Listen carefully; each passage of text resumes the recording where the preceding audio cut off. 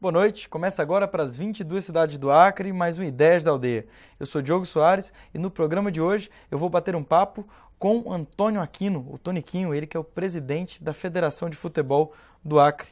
Boa noite, Toniquinho, bem-vindo ao Ideias da Aldeia. Boa noite, Diogo. É com prazer que vamos falar sobre o nosso futebol para todo o estado do Acre. Toniquinho, falando em futebol e em todo o estado do Acre, como é que andam as pernas do nosso futebol? Veja bem, a nível de capital, o futebol está muito bem, né? Apenas dos municípios do interior, quem participa é Senador Guilmar, que também está bem. Já foi campeão do primeiro turno do campeonato desse. Isso no campeonato estadual, né? Isso, foi campeão esse ano e o ano passado também do primeiro turno. Agora vamos para a sequência do campeonato. Se ela ganhar o segundo turno, será campeã direto. Se não, teremos uma decisão. Toniquinho, o Acre, ele tem, nos últimos anos, exportado silenciosamente alguns craques. Aqui e acolá você tem notícia de um acreano jogando no Porto, em Portugal, ou mesmo nas divisões de base de alguns times do futebol paulista. Na última década, muita gente saiu do Acre sem que a gente percebesse isso? Esse é um êxito que acontece normalmente porque os atletas vivem na vitrine, né? E essa vitrine faz com que eles possam se locomover do nosso estado para outros estados. Aliás, os empresários buscam atletas, se interessam, né? E nós temos tido esse sucesso com os nossos atletas. O mercado maior tem sido Portugal, né? Nós já tivemos lá o Arthur, agora o Adriano, que está brilhando. Tivemos também o Testinha, tivemos o Ico, que encerrou sua carreira lá. E outros que por lá também passaram, né? Além dos mais atletas que vivem pelo nosso país jogando em outros estados, saem daqui jovem e vão lá fora e se dão bem. Toniquinho, isso é uma pergunta que fica meio na nossa cabeça. Para quem é acostumado a assistir o futebol, a gente tem a impressão de que o atleta só está fazendo sucesso quando está jogando num grande time da Europa ou mesmo num grande time do Brasil. E às vezes alguns acreanos saem daqui e jogam em times de médio porte e conseguem construir uma carreira e levando a vida até a sua vida útil enquanto jogador de futebol em times de médio porte. Isso é de fato uma alternativa, é um mercado que se abre para os jogadores acreanos? Veja bem, esse mercado ele é de acordo com o potencial, né? Então é natural de que às vezes o atleta não tem oportunidade em centros mais avançados e ele é visto por outros centros. Nós temos, por exemplo, o goleiro do Juventus que está no Corinthians. Ele foi lá com o Juventus para o Campeonato Brasileiro de Júnior em 2004. E ficou no Corinthians, né? Hoje ele já é titular do Júnior do Corinthians e com certeza ele vai galgar alguma carreira bem mais alta em função da sua habilidade e da oportunidade que ele está tendo de estar num clube como o Corinthians, né? E no maior mercado do futebol brasileiro, que é São Paulo. Correto. Toniquinho, uma outra coisa, sempre quando os atletas vão dar entrevistas, eles reclamam disso, da falta de apoio que o esporte como um todo no Brasil passa para a formação do atleta, né? Para um atleta se dedicar e ter um nível técnico de excelência, ele precisa ter uma dedicação quase que exclusiva para o esporte. Como é que você encara essa situação no Acre? Bom, veja bem, Diogo, no Acre a nossa realidade é bem diferente dos grandes centros. Poucos clubes no Brasil têm condições de dar essa formação perfeita no que diz respeito à alimentação, escola, centro de treinamento, salário. Talvez no Brasil não tenha 20 clubes que façam esse trabalho, né? Nós sabemos que tem o Goiás, que tem um bom centro de treinamento, o Cruzeiro, o São Paulo, o próprio Corinthians. Não é à toa que sempre tem gente das categorias de base assumindo, olhando, né? Jogando. O Internacional também tem. Então, os grandes clubes brasileiros, eles formam atletas porque eles saem pescando nesse Brasil afora e levando para lá. E isso é aí onde entra a saída dos nossos atletas. Eles são observados e são levados para esses grandes centros. Aí vai de encontro exatamente aquela pergunta que você me fez, né? Em função disso, o mercado brasileiro é muito bom e hoje a situação ficou melhor porque os maiores jogadores Jogador hoje que desponta vai direto para a Europa e não fica mais no Brasil. Para você ver, da seleção brasileira no Brasil, nós não temos ninguém da titular. Ninguém, né? Então você observa que o mercado abriu e isso dá oportunidade para nós e para outros estados, porque você vai dar espaço para atletas que não teriam oportunidade se nós tivéssemos com todos aqueles atletas que jogam na Europa aqui no Brasil. Inclusive, Toniquinho, agora a gente está chegando esse é um ano de Copa, a gente está a um pouco menos de um mês da Copa começar e você não sente a mesma movimentação que há algum tempo. Eu lembro quando eu era mais novo, mais moleque, meus pais, e assim, enfim, um mês antes da Copa já estava todo um agito, as ruas já estavam pintadas. Isso se deve muito, você acha que isso tem uma interferência, o fato, por exemplo, de todos os jogadores da seleção brasileira estarem jogando fora do Brasil? Diogo, com certeza, essa influência, ela afeta o torcedor. A sua colocação é perfeita. Agora, o outro lado também, que também nos deixa meio acomodados, é o favoritismo que o Brasil está tendo para essa Copa do Mundo, e isso é muito perigoso. Esses são dois fatores que nos estão deixando muito à vontade, é o favoritismo e esse fato dos atletas titulares da seleção brasileira estarem jogando na Europa, serem os maiores atletas lá na Europa, quer dizer, o que tem de melhor na Europa é brasileiro. Então, isso está nos deixando muito à vontade e isso é muito perigoso. Esse favoritismo, Toniquinho, todos os anos que o Brasil vai para a Copa, por uma questão histórica, ele é um dos favoritos, sempre é o título.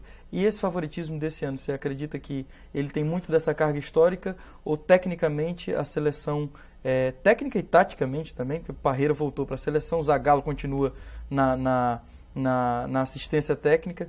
Você acha que esse favoritismo ele também se traduz nesse campo da técnica e da tática da nossa seleção? Olha, com certeza. Agora, o grande fator desse favoritismo são as conquistas que o Brasil tem feito nos últimos anos, né?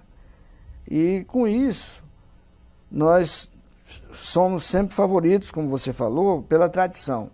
Embora na Copa anterior nós saímos daqui internamente, todo mundo dizia que o Brasil não ia chegar. Inclusive o Pelé chegou a dizer, tinha vários favoritos. Ninguém acreditava no Brasil, como na de 70 ninguém acreditava. E o Brasil deu a volta por cima. Esse ano é o inverso. Nós estamos com a seleção com os melhores atletas do planeta e ninguém aqui no Brasil está cobrando nada. Por quê? Porque a confiança está demais. E eu volto a refletir, a falar. É muito perigoso essa ultra confiança. E já que a gente está falando desse clima de Copa do Mundo, aqui em Rio Branco, especificamente, que é onde você convive mais e, enfim, onde hoje tem o campeonato acreano, tem 8 equipes disputando, né? E nesse convívio, nesse dia a dia, esse métier do futebol, um ano de Copa do Mundo muda um pouco o dia a dia dos jogadores, dos árbitros, das pessoas envolvidas no futebol no Acre? Muda até porque o próprio calendário nos obriga a fazer as competições fora do período, né? O Brasil todo sente essa mudança da Copa do Mundo, porque a Copa do Mundo sendo em junho e julho, todas as competições são alteradas, são antecipadas. E com isso, muda todo o ritmo. Nós tivemos que começar o nosso campeonato numa época, geralmente começávamos dia 1º de maio, esse ano nós começamos em abril. Então, muda de todas as maneiras, até porque você cria uma outra motivação, o futebol fica mais divulgado, todo mundo fica mais interessado, não só aqueles desportistas apaixonados, mas a população de uma maneira geral. O nosso campeonato esse ano está muito motivado, então o público está comparecendo, claro que isso aí tem uma dose de efeito positivo da ajuda que o governador Jorge Viana sempre deu aos clubes, né? Esse ano mais uma vez renovou essa parceria durante todo o seu mandato, isso foi feito. E vem refletindo, subindo gradativamente. E esse ano o campeonato está bem motivado e bem disputado e o público está presente no estádio. Toniquinho, você tocou nesse aspecto dessa parceria que a Federação de Futebol do Acre tem feito com o governo do estado. Desde 99, cerca de R$1,5 milhão já foram investidos no futebol acreano. E isso tem se revertido na prática, além, é claro, você já citou, um aumento da presença das pessoas, do público nos jogos, uma motivação dos atletas. Tem alguns outros aspectos que você sinta que tenham mudado efetivamente, e que essa ajuda financeira tenha sido essencial para que mudasse? Tem. O efeito dessa ajuda é que ao o governador Jorge Venal renovar essa parceria anualmente, os clubes acreditam e fazem investimentos contratando atletas. E esse reflexo vem nas competições. E outra coisa importante é que quando o governo faz esse convênio com os clubes, ele está também dando uma ajuda e uma contribuição social, porque isso serve. Durante 4 meses, 5 meses, os atletas estão trabalhando e sendo beneficiados por esse convênio onde eles atuam nos seus clubes. Então isso criou uma motivação e essa credibilidade do governador para que os atletas pudessem desempenhar o seu papel e os clubes, nessa confiança, investirem, né, fazerem investimento. Tranquilo. E o campeonato desse ano, essas 8 equipes, qual é o nível técnico, na sua opinião, Tony, como presidente da federação, que está sempre lidando tanto com os dirigentes e está assistindo aos jogos, na sua opinião, qual é o nível técnico dos clubes acrianos, tomando por base o campeonato acriano? O nosso nível técnico é bom. Eu vou dar 2 exemplos de que você pode traçar um parâmetro. Jogadores nossos foram disputar o campeonato amazonense e lá eles tiveram sucesso. Um foi quase artilheiro, o outro registrou a sua marca. E aqui no campeonato local eles não conseguem. Então você vê a diferença de nível, mesmo no Amazonas, que investe muito, que tem uma capital bem mais, uma população bem maior, um futebol já muito mais antigo. Lá eles conseguem desempenhar um outro papel de importância, que no nosso eles não conseguem por causa do nível técnico do nosso futebol, que é nivelado. Muita gente que vem de fora para cá se engana, ele vem pensando que aqui vai ser moleza e quando chega aqui é totalmente diferente. Eu já ouvi vários comentários de atletas que vieram de fora para cá falando a esse respeito, que o nosso Acre faz a diferença. Por exemplo, nós recebemos agora da CBF o ranking das federações. Nós estamos acima de Rondônia, Roraima, Amapá e Tocantins. Isso demonstra que o nosso nível está melhorando, né? Temos mantido, e a diferença é grande nesse ranking. Então, faz parte disso as competições a nível nacional que os nossos clubes participam bem, e isso vai subindo, esse ranking melhorando assim a nossa performance a nível de Brasil. Toniquinho, no próximo bloco a gente vai continuar falando sobre futebol, claro, e a gente vai falar um pouco sobre essas campanhas nacionais que os times acrianos já desenvolveram, principalmente o Rio Branco, que é quem mais jogou representando o Acre em nível de Brasil, inclusive em nível sul-americano, quando jogou a Conmebol. E a gente vai falar um pouco sobre a história do futebol acriano, já que você falou um pouco sobre o futebol do Amazonas, que é um pouco mais antigo. Quanto tempo mais antigo é do que o acriano? É legal o pessoal de casa ficar sabendo também. Então, daqui a pouquinho, segundo bloco, a gente volta nesse bate-papo sobre futebol com o Toniquinho, presidente da Federação de Futebol do Acre.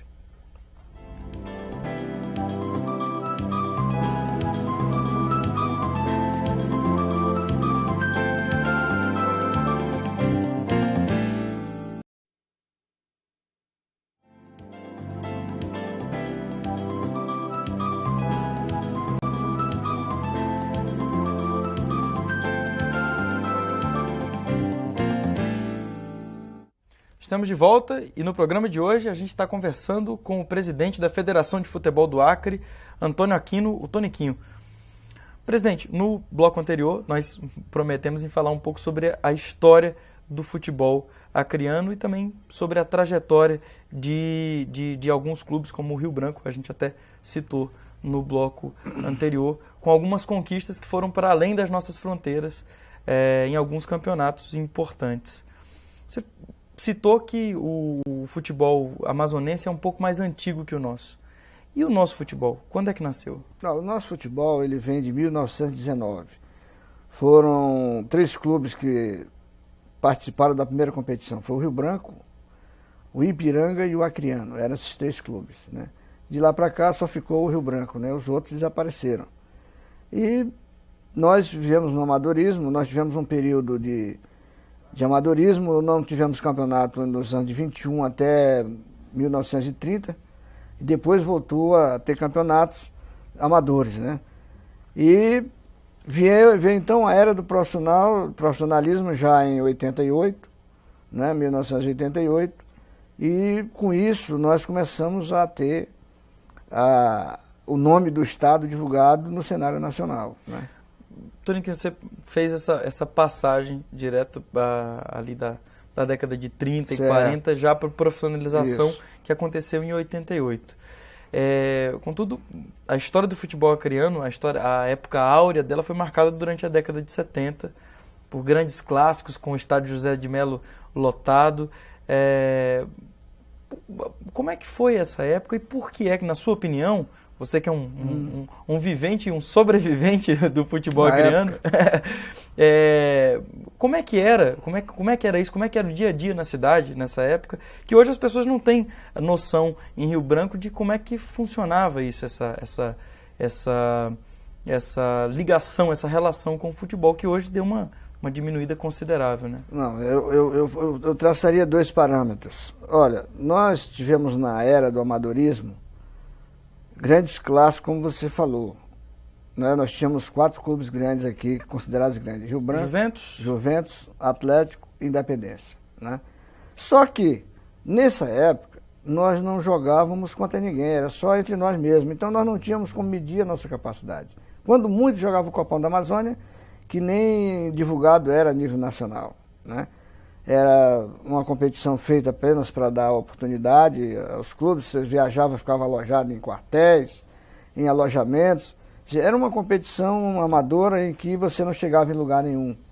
Era motivado, era. Agora, por que era motivado? À época, nós não tínhamos televisão. Então, as nossas mães, os nossos pais, até a novela era no rádio. Então, o futebol também era no rádio. E todo mundo aqui no Rio Branco não tinha para onde ir, não tinha estrada, não tinha Sky, não tinha televisão, você não tinha opção de lazer. Então todo mundo passava a semana inteira ouvindo e falando futebol para poder no domingo ir para o futebol, que era o que tinha. Essa é a grande realidade. Era o evento social da cidade. Era o evento social da cidade, não tinha outra alternativa, né? Mas o que aconteceu com isso aí, né? Nós ficamos nesse patamar. Quando vinha um clube de fora jogar aqui, ele vinha para ganhar dinheiro e ainda conseguia ganhar dos nossos 4 clubes grandes, que a gente achava que era grande, né? Eles vinham aqui passear e ganhar dinheiro. Veio a era do profissionalismo, aí nós passamos a competir com o mundo. Por que com o mundo? Hoje você está dentro de casa, está assistindo os melhores jogadores do mundo passar na tua televisão. Não precisa você sair de casa para ir para o estádio. Então, essa é a grande diferença. A concorrência de hoje é desumana não só com o Acre, mas com quase todo o mundo inteiro, onde a coisa é pouco desenvolvida. Hoje você observa que futebol forte é na Europa. Aí você vai para a Espanha, vai para a Itália, enfim, aonde está o grande eixo financeiro do futebol. E nós aqui, todo dia dentro de casa, recebemos partida de futebol dessas estrelas. E aí o nosso jogador da casa o nível é diferente. E aí nós achamos, às vezes, que o nosso futebol é ruim. E não é.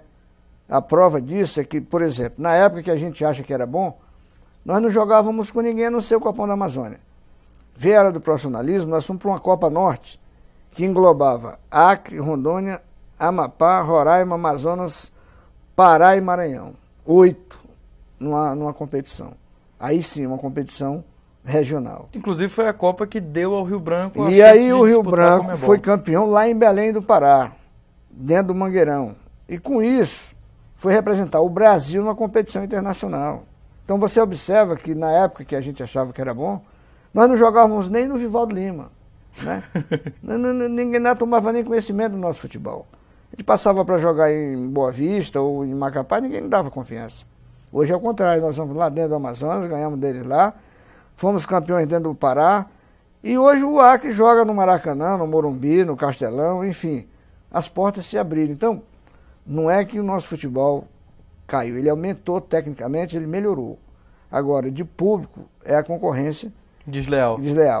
Toniquinho, já que a gente está falando de qualidade e de essência do futebol, esse processo de industrialização, de comercialização que o futebol chegou a atingir níveis altíssimos Você acha que mesmo nesse mundo onde o comércio parece banalizar cada vez mais o espírito do futebol, o espírito desportivo, você acha que ainda tem espaço para o futebol arte? Eu acho que não, porque hoje o futebol se tornou uma correria em função da competição e o preparo físico hoje é mais de 50% de um atleta. O futebol arte, ele hoje é sacrificado em função dos métodos de preparação física que são feitos nos dias atuais. Aí eu volto a dizer para você que na época que a gente achava que o nosso futebol era bom porque nós tínhamos o mesmo nível de preparação, então todo mundo jogava bonito, que ninguém tinha perna, ninguém treinava uma vez por semana. Então você jogava bonito, porque todo mundo está no mesmo nível. Na hora que você entra numa competição, a coisa muda. Como eu falei, tem que jogar pelo resultado. Vinha os times de fora aqui, nós achamos que nosso futebol era bom e não era. Perdia para todo mundo. E outra coisa, como nós falamos no início, depois dessa evolução do nosso futebol, nós mandamos jogador para todo lugar do mundo, né? Então isso é uma demonstração que o nível técnico melhorou. Não tenho dúvida disso. Agora, o mesmo nível técnico tendo melhorado, dá para conciliar a arte com o resultado. A maior prova disso foi a própria Copa da década de 70. Mas a de 70 para cá, veja bem, 70 o Brasil já foi o número 1 em preparação física. E de lá para cá, a preparação física tem sido... Você observa que hoje a aparelhagem para preparação de um atleta é coisa de louco, né? É quase que uma máquina. Hoje o atleta é quase uma máquina. Ele está super preparado, ele entra numa fase de preparação que é assim, exorbitante, até exaustiva a parte de preparação para que ele fique no ponto ideal.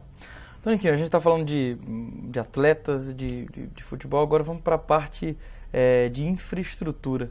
Né? 2 estádios estão sendo construídos aqui no Acre hoje, que um é o Centro Olímpico, que está sendo construído pelo governo do estado, e segundo as informações que têm sido dadas na imprensa, em outubro já tem uma ideia para inauguração, né? Já uma possibilidade de inauguração. E o outro é o estádio da Federação de Futebol. Eu queria que você falasse um pouco sobre esses 2 estádios, analisando mesmo os aspectos técnicos. Eles estão sendo construídos com base em que outros estádios? Veja bem, esses estádios vão trazer uma melhoria dentro do campo de jogo para os nossos atletas, porque todos os 2 estão com a infraestrutura adequada dentro do que manda as normas de engenharia e de norma desportiva para a prática do futebol. Então, nós vivemos até aqui usando o Zé de Mello numa situação precária, porque o estádio Zé de Mello realmente, ele atende, quem nos salvou até os dias atuais, ainda está, né? Mas precariamente, nessa situação do Zé de Mello é muito difícil para você administrar. E hoje, com a construção desses 2 estádios, eu tenho certeza absoluta que o futebol do Acre vai melhorar e nós vamos ter condições de receber melhor os nossos visitantes. Isso também dá um status para o estado lá fora. Que bom, nós não tínhamos nenhum estádio à altura, vamos ter 2. Então isso é importantíssimo para a carreira desportiva dos atletas, para o nosso futebol, enfim, para essa juventude que está despontando para o futebol. No esporte. Toniquinho, antes de começar a entrevista, a gente conversava um pouco sobre os estádios e quando se fala na inauguração do estádio, logo se pensa num jogo do porte, que tem uma equipe do porte da seleção brasileira, lógico. Por exemplo. E você estava me dizendo que é um pouco complicado de trazer a seleção brasileira para jogar aqui no Acre, até por conta dos valores. Eu queria que você falasse um pouco sobre isso. Veja bem, a seleção brasileira, para você trazer ela completa aqui com os jogadores que estão na Europa, é muito difícil porque o custo é muito alto, né? Mas isso não é impossível. Nós teríamos que preparar uma partida dessa na hora que a gente estivesse no Brasil, numa fase de preparação ou alguma coisa assim. Esse seria o método mais viável e mais prático, né? Agora, claro que nós temos que estar preparados para isso, porque uma hora dessa nós vamos ter que ter uma seleção aqui no Acre. Claro. Nós, como eu falei, dependendo do momento, quando você vai para umas eliminatórias na Bolívia, ele pode muito bem passar a fazer uma escala no Acre e fazer uma partida de futebol. Então, vai depender desse momento, porque para trazermos ele diretamente, o custo é alto. E está custando cerca de quanto para fazer um Olha, jogo? nos jogos a nível internacional, o mínimo é $800 mil, né? Mas a nível de Brasil, com certeza isso vai cair bastante, porque aqui é no Brasil e há interesse da CBF em dar oportunidade para que todo brasileiro possa ver a seleção jogar. Essa é uma coisa que passa na cabeça da direção da CBF. Correto. Toniquinho, quais são os planos da Federação de Futebol do Acre para esse ano de Copa do Mundo, em 2006, e agora, agora que tem essa parceria também, que está se firmando cada vez mais com o governo do Estado? Os nossos planos agora para o final do ano é encerramento do campeonato, né? Deve encerrar dia 8 de junho, depois vem a terceira divisão do Campeonato Brasileiro e as competições amadoras. E é evidente, estamos aguardando a situação desses dois estádios, né, para ver se possamos fazer alguma competição no segundo semestre, já dentro das duas praças de esporte, né, a praça de esporte que está sendo construída pelo governador Jorge Viana e o estádio da Federação que fica na Estrada da Floresta. E é preciso também, Diogo, aproveitando esse momento, à vontade, que já estamos falando para todo o estado, seria importante que todos os prefeitos dos municípios pudessem vestir a camisa do futebol ou dos esportes e pudessem correr atrás para colocar um clube no nosso campeonato. O prefeito de Senador Guiomar, Celso Ribeiro, há 2 anos que ele está na prefeitura, ele ajudou a 10, e a 10 está dando resultado. Isso faz parte da administração pública, né? Então não custa nada. Que bom seria se nós tivéssemos condições de fazer um campeonato jogando em Cruzeiro do Sul, Feijó e Tarauacá. Você sairia daqui no domingo, jogava no município, na quarta no outro, no domingo no outro, vinha embora.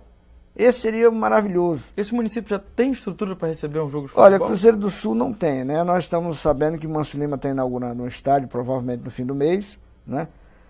Isso é muito bom. Tem em Feijó, tem um estádio bom, que eu estive lá, não sei como é que está o gramado. E Tarauacá também, mas Cruzeiro do Sul, que é a segunda maior cidade do estado, não tem um estádio que possa você ter competição desse nível, né? Brasileia também tem uma boa praça, precisa apenas de alguns retoques. Estivemos em Brasileia conversando com os representantes dos clubes lá, de um clube lá, para ver se ele tem condições de no ano que vem participar do nosso campeonato, para que nós possamos integrar todo o estado nessa competição. Vai levar um tempo, mas nós vamos chegar lá. E tornar o campeonato de fato estadual. Senão vira um campeonato municipal de futebol. Exato. Antônio Aquino, muito obrigado pela tua participação aqui no Ideias da Aldeia. Eu agradeço a oportunidade, sempre que possível estarei à disposição para que possamos falar de futebol. E vida longa aí ao nosso futebol, então.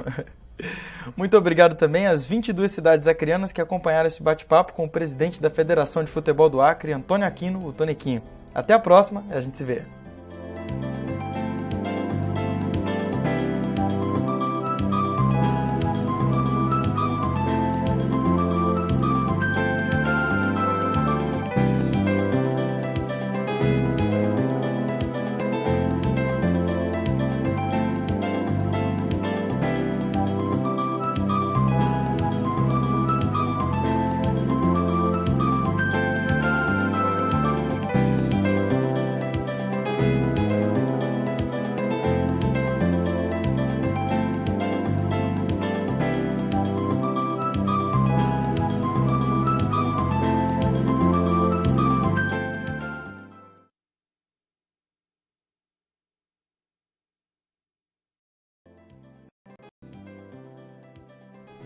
Em 2006, ano de Copa do Mundo, e o futebol já está na boca do povo. E vai estar aqui também no Ideias da Aldeia. Eu vou bater uma bola, ou melhor, um papo com o presidente da Federação de Futebol do Acre, Antônio Aquino, o Toniquinho. Você não pode perder esse bate-papo sobre o futebol acreano, hoje às 10 da noite, só aqui no Ideias da Aldeia, claro. A gente se vê.